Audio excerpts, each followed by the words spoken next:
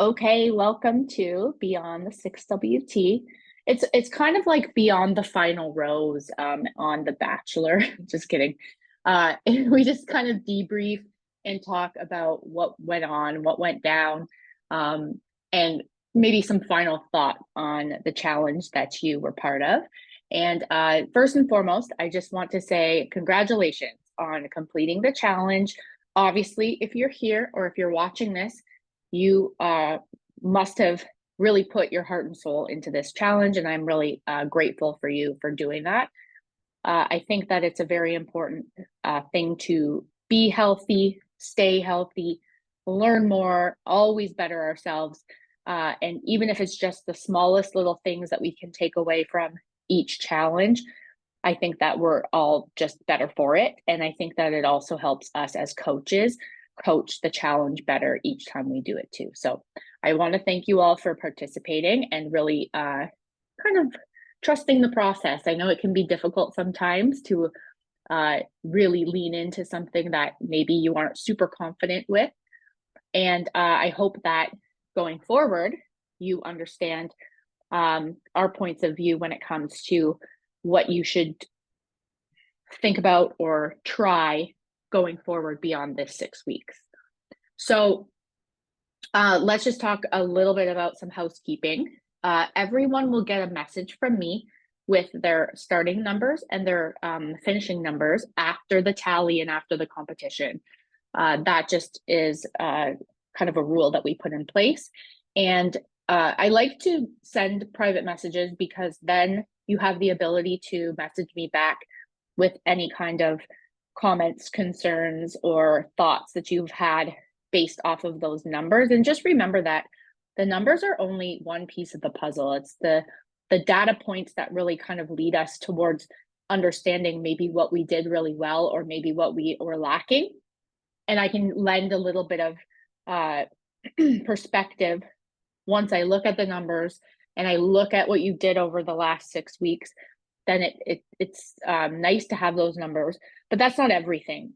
There's a lot of other components to this challenge that I think are just as important, if not more important, than the data. The data really just kind of helps me, especially with everyone weighing in, to calculate your numbers and to get things right with how much food you should be taking in, how much energy you're going to be putting forth, and so on and so forth. So that's just a little bit of housekeeping with the numbers. So how to gauge a successful 6WT? Like I said, yes, the numbers are great. You could also just do a little bit of self-reflection and decide how you felt about what you did really well, or maybe something that you took on that was brand new to you and you really decided to run with it. And I think also how committed you were. So if you were to scale yourself on a scale of 1 to 10, kind of like how much you put into that challenge and how you feel about your progress. I think that also when we take a look at very important factors when it comes to nutrition and health, such as sleep, such as exercise, whole food choices, those types of things are invaluable. And I think that the better you get at making those choices and getting to bed earlier, or making more of an active day for yourself, you'll really notice a difference in your mood, your sleep, your exercise, your choices, and then everything kind of plays into itself and creates this beautiful puzzle of how to make our lives a little bit healthier. So those are things that I think you should kind of self-reflect on and decide, how you felt about your performance, I guess, and then what you feel like you want to do going forward. This is a nice way to talk about what I think is important beyond the 6 weeks is to have a plan, right? A lot of times people feel that they have so much that is to check off on the app and to make sure that they're hitting certain numbers and to make sure that they're doing a certain amount of exercise during the 6 weeks. And then all of a sudden that is just like poof, gone. Well, it's not. I think that I would like you to, after you do that self-reflection, decide how you feel about how far you've come, but also what you would like to then gain in the next, let's call it 6 weeks. Okay, so maybe making some realistic goals of a timeline is a really important thing, because then you at least have, you don't have this open-endedness where most people will not really commit to anything in if they don't have maybe a committed time. I know that short-term goals and long-term goals are going to look different when it comes to everyone's perspective and goal, but I think that it's important to make both. And I think that for this, once you do the 6 weeks, making another 6-week commitment, even if that's not as, let's call it, strict as the challenge, at least you have something to go off of and something to gauge as you move forward. So I think it eases your mind, and I think it'll give you somewhere to start if you make a plan. Now, what would Danny do? If I was just completing the 6-week transformation, I would not change one thing. I would continue to do what I was doing for the 6 weeks. Perhaps I would change things in terms of maybe being slightly more social, because I think some people just really didn't decide to really kind of put themselves out there and challenge themselves. So I think that it's important to like live in the real world in the next 6 weeks. If you did, great. And I think you whether you crashed and burned or whether you did really well, I think that teaches us a lot regardless. But I would do exactly what I was doing. I wouldn't change my numbers. I wouldn't change my activity. I wouldn't change my time in the gym. If anything, I would improve something, maybe my sleep, or maybe improve something else that you think is maybe didn't come so naturally to you, maybe preparation, or maybe grocery shopping or meal prepping or something like that. But the whole point is that the problem is if you keep switching things up, nothing happens. So if we do something for 6 weeks and you really feel great, then why would you change? I think a lot of people chase the shiny red ball, and they think, okay, well, now that I've lost, a couple pounds and maybe lost some fat and gained some muscle, or you don't know what, you have no clue what you did with your result. I feel good in my clothes, and I feel like I feel a little bit better in my skin. You know what? I'm just going to change it all up. It just doesn't make sense. What makes sense is to keep going, to keep on that snowball effect of, okay, you've already made this nice big snowball. Why not continue to do all those habits and to make sure and to make that snowball gain momentum? That's what I would do. That's what my suggestion would be for every single person on the challenge. Going forward, I think we also need to do the self-reflection of goals. So like, are your goals the same? That will matter. If you start to notice that there's certain symptoms that you're having, good and bad, then maybe there's time to consider adjusting some things. If you've decided that you get super hungry, now all of a sudden your metabolism is humming and you're super hungry, then yeah, maybe it is time to add a little bit of food. Maybe it is time to, reach out and have a chat with me and to kind of figure out how to do that. But really, you can do it yourself. I would suggest if you're someone who is really hungry these days and could really afford a little bit more healthy whole foods, that I would start to increase by maybe 100, 150 calories for your day, and then continue on and go from there and kind of see how that feels, and go more on intuition, or go on how you feel. What I wouldn't do is I wouldn't all of a sudden decide I'm gonna live an 80-20 lifestyle. Like, no one knows what that means. Like, what is 80-20? How many meals is that a week? What type of food is that?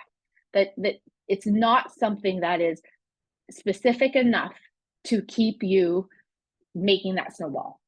So I would suggest, rather than saying that you're going to live in an 80-20 lifestyle, that you make very specific rules that show your flexibility. So if you're going to decide, okay, I'm not going to be as strict as I was for the last 6 weeks, but I want to maintain certain habits. Okay, what are those habits? write them down. So those are the habits you're continuing to do. You're going to write down very specifically, maybe how many days a week. You're going to write down very specifically how many meals you're going to track. Maybe you're gonna just put a rule that you're going to continue to eat whole foods at your meals, or you're going to continue to track just your protein. There's a number of ways of doing this. I just think that by making very specific rules around being flexible, I know it sounds ridiculous, specific rules being flexible, but structure is freedom. So the more structure you have, the less choices you have to make, the less decisions you have to make. And I think we all make enough decisions and choices throughout our day that the whole scenario of exercise and eating simplified would just be that much better and that much easier and that much more successful if we made those structural rules around those things. So that's what I would do and what I wouldn't do. So I write down a few questions as we go along, typically in these meetings. And so I'll kind of talk a little bit about a few of them, and then that way I'll open it up to if someone has another question. So oftentimes someone will ask, should I continue with the macros that I have now? Yes. No matter who you are, no matter what your macros look like, you should continue with the macros that you have. However, the caveat is if you have symptoms that are negative symptoms, then that would be a cue to change something. If you feel like you feel good, you don't feel hungry or full, you like what happened over the last 6 weeks, then I would keep my macros exactly the same, and that's what I would aim for. If I was getting headaches, if I was feeling very hungry all the time and water wasn't cutting it, and my protein intake that I've had over the last 6 weeks is just not cutting it anymore, then that's a reason to start to bump up your calories a little bit. Now, everyone's numbers will stay on the app just as they are with the meal plans for another 6 weeks. Then we remove them. I typically will give you a heads up on when we remove them so that you're not going on there the next day and realizing that time has run out. But I think it's a nice thing for us to do to ensure your success. And that's what we want. We want you to have that nice relationship between being in the gym, but the food component is so much of that as well. And I think that leaving them up is just a nice perk for you guys to have. Also, another question that I get is, let's say I have my calories and my macros, but today I can't get a walk in. How should I change my calories? We're not changing anything, okay? We're not burning off food. We shouldn't be burning off anything. We shouldn't be thinking of the gym or exercise or daily activity as being something that we are trying to burn. We want to make healthy choices, try to get as much activity in as we can. And then let's say tomorrow is a less active day. We do the same thing with our nutrition, and then we just make the next day another active one. So there's no room for any change when it comes to nutrition. I just want you to really make sure that you know that if you are using the gym or using exercise as a mode for weight loss, it's never going to happen. Use exercise and activity as something to improve your health and something that is going to improve your mental health as well. It is not something that is used for weight loss. Okay. Let's see, what else is what are the other questions here? Okay, alcohol. So what should I do? I'm going to start to have some drinks here and there. What should I do about my macros? Same answer. Okay, I'm going to give you the same answer. If you're going to choose to have maybe a more frequent beverage, just realize, and I think it was in the booklet that we sent out, just realize that no matter what you're doing, if you take in alcohol, it's going to stop your body in its tracks. It's going to stop your body from doing anything good that it's doing, and it's going to deal with the alcohol, which means it's going to try to metabolize it and flush it through your system. Then it will carry on with the other tasks that it has. So that's okay for you to, want to socialize and maybe have some alcoholic beverages. But again, it's just like trying to burn off calories. We're not trying to punish ourselves here. We're not trying to restrict ourselves. We're trying to have a really healthy relationship with exercise, food, and our social life as well. So I really want you to just consider that should be maybe one of your habits or rules that you make around your structure of the next 6 weeks and beyond. So the big picture here is just that you created more intention and mindfulness around your diet. And I think that I know sometimes it feels like it's 6 weeks is so long, and then other times it seems like it's so short, and it's truly a drop in the bucket. What you did in the last 6 weeks is a springboard for what's to come, and I want you to use it as such. So I want you to really consider it as being like the start of something that will follow you throughout the rest of your life, and that you can always improve upon, but that it's not just a 6-week thing and then you're just going to go back to maybe some habits that you were doing before that really didn't serve you. Does anyone on here have any questions? You can take yourself off mute, or you can write it in the chat. And if not, I'll give you a couple minutes. But if not, I will just scan my document here from previous questions and kind of see if there's anything else that I should touch on. So I'll give you a minute. If you want to take yourself off mute, or if you want to write in the chat a question, feel free. And then as you do that, I will kind of just scan these notes.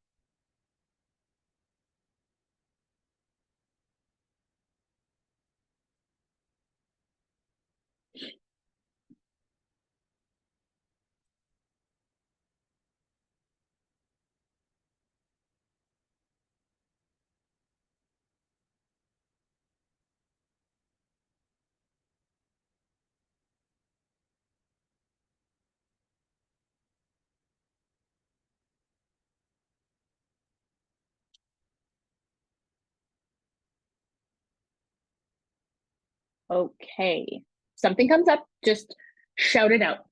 A couple more things I'm going to touch on before we take off. And then if this opens up, maybe later on you think, oh, shoot, I should have asked this one question. Feel free to reach out, or feel free to talk to me when you see me in the gym.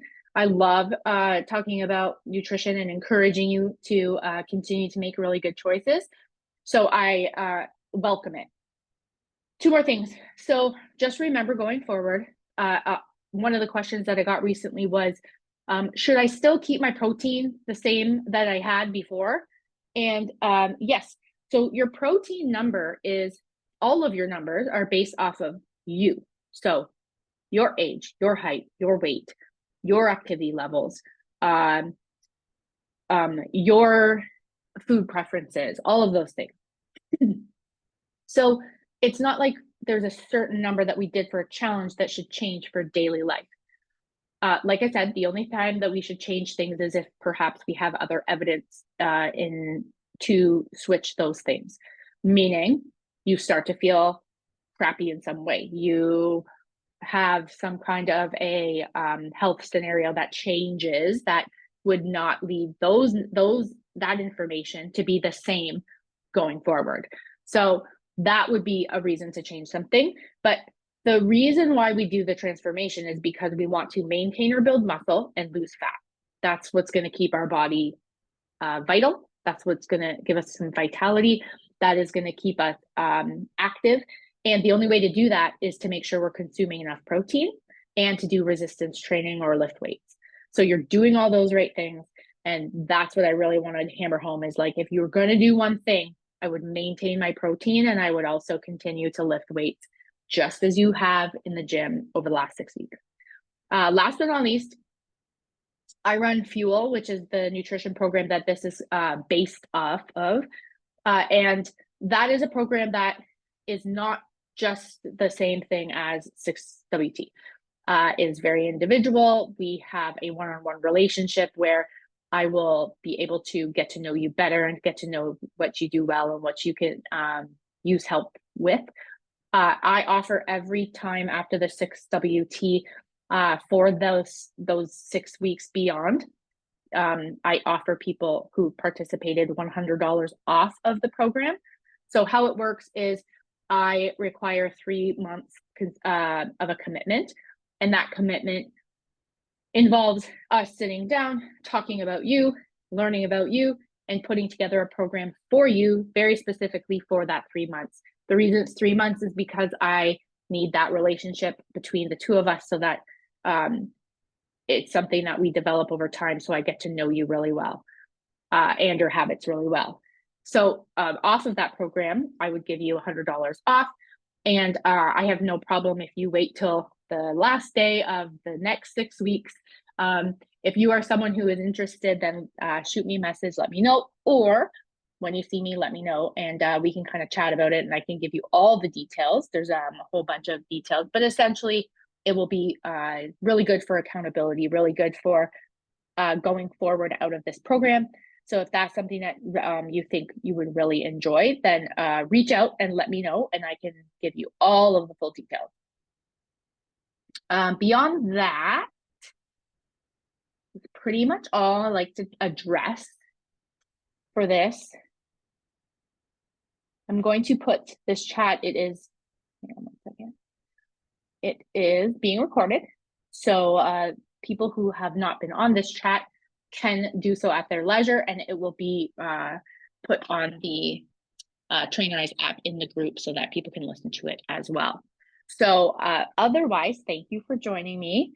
And I really hope that you gained a lot of just personal, I don't know, confidence out of this program. I hope that you really gave it your all. And if you didn't, there's always next time.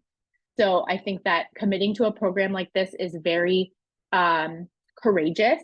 And I think that everyone did such a great job. And I think the whole team is just super proud of everyone for completing it and really trusting the process and really getting after their goals. So on that note, again, if you have something else that comes up, shoot me a message. Otherwise, I will see you when I see you in the gym. Thank you.